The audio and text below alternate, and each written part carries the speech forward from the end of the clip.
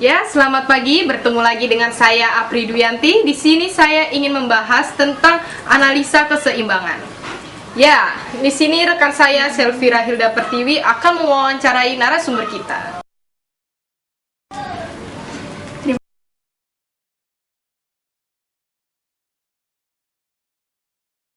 kasih Apri. Di sini saya sudah bersama seorang narasumber. Selamat pagi Pak Andika. Selamat pagi. Ya Pak, kita langsung ke topik ya yang harus kita bicarakan. Pak, saya mau nanya, mengapa kita perlu mengetahui kondisi keseimbangan? Karena begini ya, karena di luar kondisi keseimbangan, baik produsen maupun produsen menganggap bahwa harga yang tidak sesuai dengan keinginannya, mereka akan mengubah dan mencari cara agar mendapatkan nilai optimal. Saya beri contoh seperti ini. Pada suatu pasar, terdapat penjual yang menjualkan barang dan jasa dengan harga yang tertentu, misalkan 15.000. Dia menawarkan kepada pembeli, sedangkan pembelinya pasti akan menawar seperti 10.000. Jadi begini, karena di luar kondisi keseimbangan, baik konsumen maupun produsen menganggap bahwa harga yang diterima bukanlah harga yang terbaik, maka mereka akan mencari cara untuk mengubah agar mendapatkan nilai yang optimal. Saya dapat berikan contoh seperti ini. Pada pasar, terdapat penjual dan pembeli. Penjual menawarkan harga dengan harga 15.000 dan pembeli telah menawar seharga 10.000. Terjadi interaksi tawar-menawar. Setelah menjadi tawar-menawar, maka mereka mendapatkan keseimbangan, harga keseimbangan dengan harga 13.000. Itulah dapat disimpulkan bahwa titik keseimbangan itu pada titik 13.000. Terima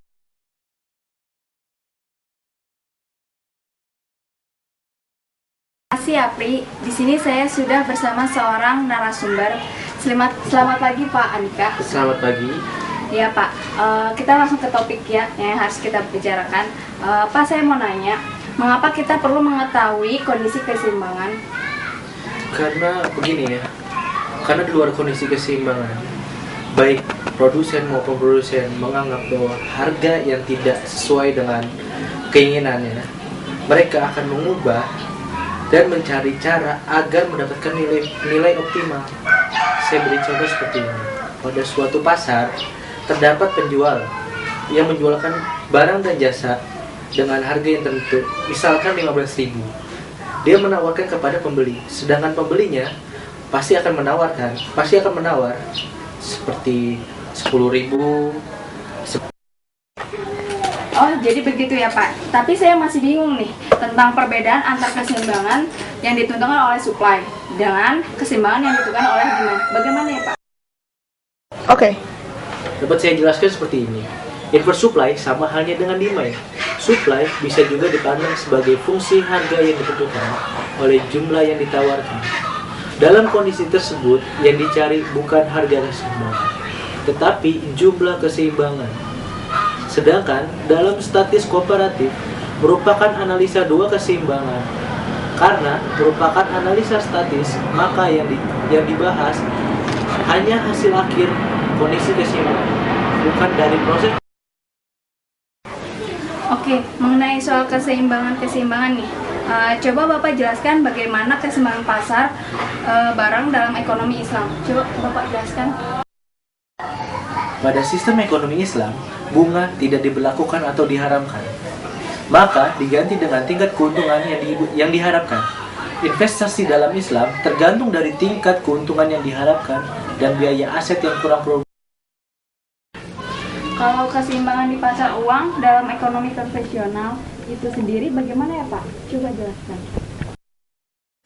Dalam ekonomi konvensional, pasar uang akan berada dalam titik keseimbangan jika money supply berdiri sejajar dengan money. Ngomong-ngomong dalam konvensional nih Pak, Bapak bisa sebutkan fungsi bunga dalam keseimbangan umum konvensional. Bisa Bapak sebutkan?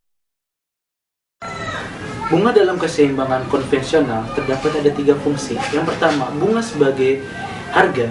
Yang kedua, bunga sebagai credit rate. Dan juga yang terakhir, bunga sebagai saving rate. Credit rate berlaku pada pasar barang untuk menciptakan barang dan jasa, sedangkan saving rate berlaku pada sistem pasar moneter, mendorong uang agar memupuk di sektor moneter. Saat ini kami kedatangan salah satu narasumber, yang dimana ia adalah salah seorang pengusaha muda.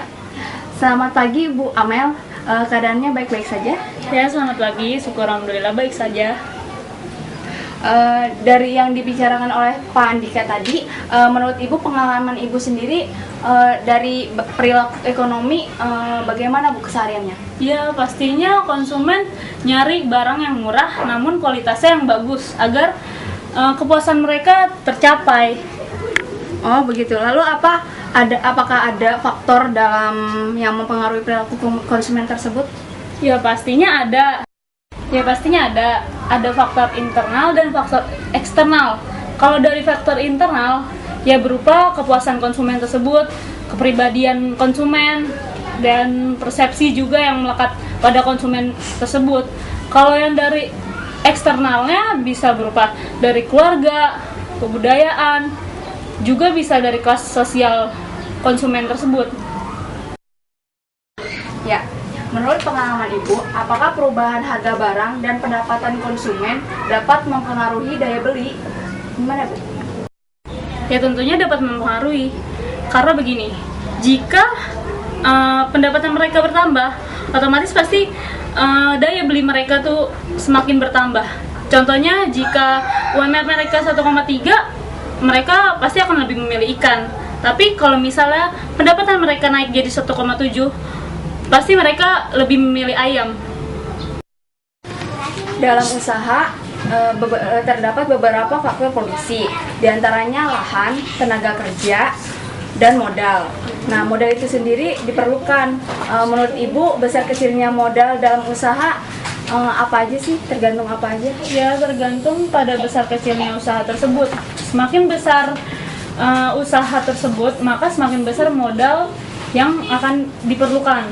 Dan juga kok hasil produksi dari usaha tersebut juga mempengaruhi modal yang diperlukan. Udah. Menurut Ibu, teori produksi itu buat apa?